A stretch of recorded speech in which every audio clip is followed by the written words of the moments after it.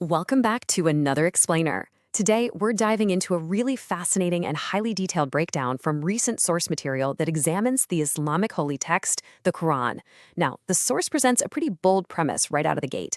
It outlines the claims surrounding a book with a 14th century unchallenged legacy, a text that's described as being clear enough for the simplest mind to grasp, yet so incredibly deep that scholars literally spend their entire lifetimes analyzing it.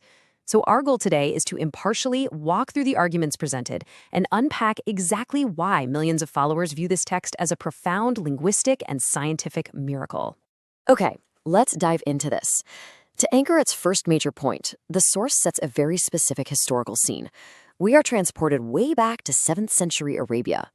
Now, this was a society described as the absolute pinnacle of poetry and eloquence. I mean, these were the ultimate masters of language. Yet, according to the explainer, when presented with the verses of the Quran, these proud literary kings fell entirely silent.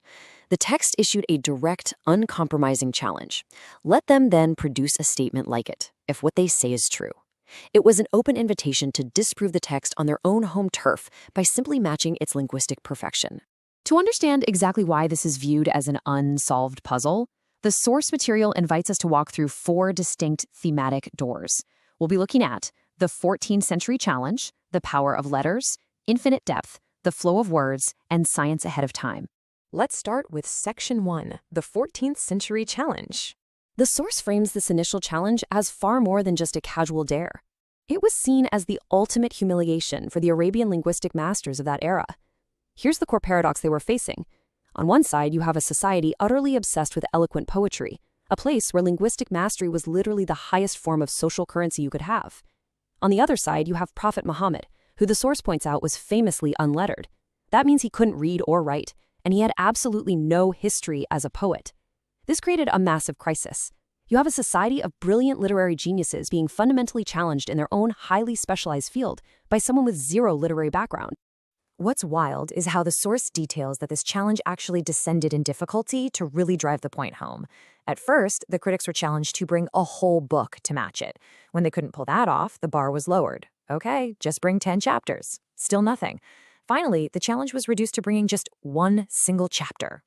The analysis notes that they were allowed to use past books, gather their greatest literary figures, even call upon their gods.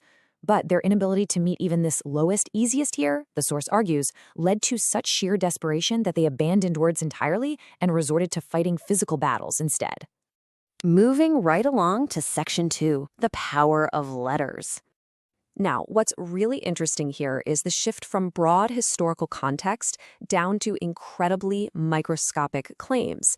The source argues that even a single Arabic letter contains absolute multitudes of meaning. Take the verse from Surah Yasin, "The sun too runs its determined course laid down for it." The explainer zeroes right in on the Arabic letter lam, or li, used in this specific phrase. Scholars argue that this single solitary letter mathematically and linguistically changes the entire weight of the sentence. So how does it do that? Well, the source claims that this specific letter lam injects 3 distinct meanings simultaneously. First, it implies moving in an orbit, which perfectly aligns with our modern understanding of the sun moving through the Milky Way. Second, it implies moving toward a destination where it's going to eventually run out of energy, hinting at the finite physical nature of the sun itself. And third, it implies cause and effect, pointing to the sun's gravitational stability that keeps our planets in orbit. Packing 3 distinct, scientifically accurate astrophysical facts into just one single letter is presented by the source as a key piece of the text's linguistic miracle. The source then scales up slightly from letters to vocabulary, arguing that absolutely no word is chosen at random. It analyzes a verse describing the breath of punishment. Just notice the extreme precision here. The verse uses the word if to show a light doubt, touch to imply just barely grazing the surface, breeze to represent the smallest possible measurement of air, the absolute lightest Arabic word available for punishment, and it uses the nurturing word Lord instead of a name associated with wrath. The analysis points out the terrifying brilliance of this construction. By meticulously stacking together the lightest, smallest, and softest words in the entire Arabic language, the text forces the reader to imagine how incomprehensibly devastating the actual full punishment must be if just a mere breeze of it is completely unbearable. All right, that brings us to Section 3, infinite depth. This next door opens up into the fascinating argument that the text is intentionally designed for universal, multi-layered interpretation. The source poses a really great question using the verse, and those will be the successful. Let me ask you right now, what does successful actually mean to you? The explainer points out that the text deliberately leaves this specific term completely open-ended. It doesn't actually define the success within the verse itself. And the source argues that this intentional ambiguity acts as a sort of psychological mirror. Because success isn't strictly boxed in with a definition, it molds perfectly to whatever the reader is experiencing at their current stage of life. For one person, success might mean salvation from hell. For another, reaching paradise. For someone else, it might simply mean escaping their current crushing worldly anxieties. This incredible flexibility allows the exact same verse to offer targeted, renewed encouragement to a reader today and a completely different kind of encouragement 5 years from now, without ever altering a single letter. Beyond just interpretation, the material points to the text's unprecedented coverage. It makes the argument that human experts are fundamentally limited by their niches. I mean, you wouldn't ask a corporate lawyer to explain astrophysics, right? Or an astronomer to sit down and explain human psychology.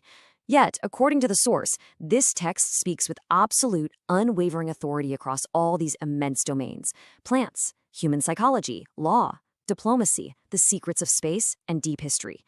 And crucially, it manages to do all of this naturally, without ever reading like a dry academic encyclopedia. Let's open the next door. Section 4, the flow of words. Transitioning from the meaning of the words to the actual auditory and visual experience of reading them, the source shares a really cool visual example regarding Surah Qamar, which translates to the moon. This particular chapter has exactly 55 verses. The material points out that, without a single exception, every one of those 55 verses ends with the Arabic letter ra. And when you look at the calligraphy of the letter ra, it distinctly resembles the sweeping shape of a crescent moon. The argument here is that the text is visually and phonetically mirroring its own subject matter. And the phonetic mirroring goes even deeper than that. The source points to Surah An-Nas, a chapter warning against the sneaky, hidden whispers of the devil. Just listen to the sounds when it's recited out loud. Min sharril waswasil khannas, alladhi yuwaswisu fi sudurin nas. The really heavy use of the sa and wa sounds creates this literal whispering effect. The analysis argues that the physical act of reciting the verse forces the speaker to mimic the very whispering the text is warning them about. It's like you can practically feel the meaning of the words before you even translate them. So, the crucial point is, this flow of words leads directly to this number, 600. That is the number of pages in the Quran. The source emphasizes that because of this incredibly unique phonetic rhythm and flow, these 600 pages have been completely memorized by millions of people all over the world, including children as young as 5 years old. The explainer attributes this absolutely unparalleled human retention directly to the miraculous rhythmic arrangement of everyday words. And finally, we arrive at Section 5, Science Ahead of Time. The source dedicates this final section to outlining claims that the text preemptively detailed modern scientific discoveries centuries before we even had the tools required to verify them. It just fires off a rapid sequence of alleged parallels, claiming the text precisely maps onto the expansion of the universe, the extraterrestrial origins of iron on Earth, the 3 distinct dark stages of embryonic development in the womb, the specific layers of the Earth's atmosphere, and even the physiological restriction of the chest due to dropping air pressure at high altitudes.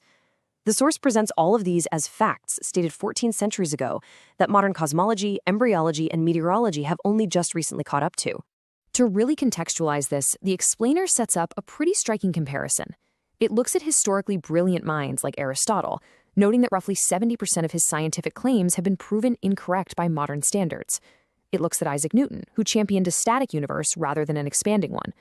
The material argues neutrally that while the absolute greatest human minds constantly require revision and correction by future generations, the scientific claims made in this 14th century text have remained totally uncorrected and perfectly aligned with modern discovery. To wrap up the entire analysis, the source material delivers this incredibly powerful closing metaphor. For hundreds of years, countless scientists tried to climb a mountain, and when they finally reached the top, they realized the Quran had been there all along. This beautifully summarizes the core thesis on exactly why millions of followers revere this text. It's not just seen as a historical document, but as an ongoing, living, linguistic, and scientific miracle that successfully answered its own ancient challenge. And the explainer leaves us with this final, truly provocative thought taken directly from the text itself. Then do they not reflect on the Quran, or are there locks upon their hearts? It's a compelling invitation from the source material to not just passively read, but to deeply, actively reflect on the structure, the layered meaning, and the enduring challenge of the text. Whether you are approaching this from a perspective of faith, literature, or history, the immense structural complexity highlighted here for sure gives you a whole lot to think about. Thank you so much for joining me, and keep learning.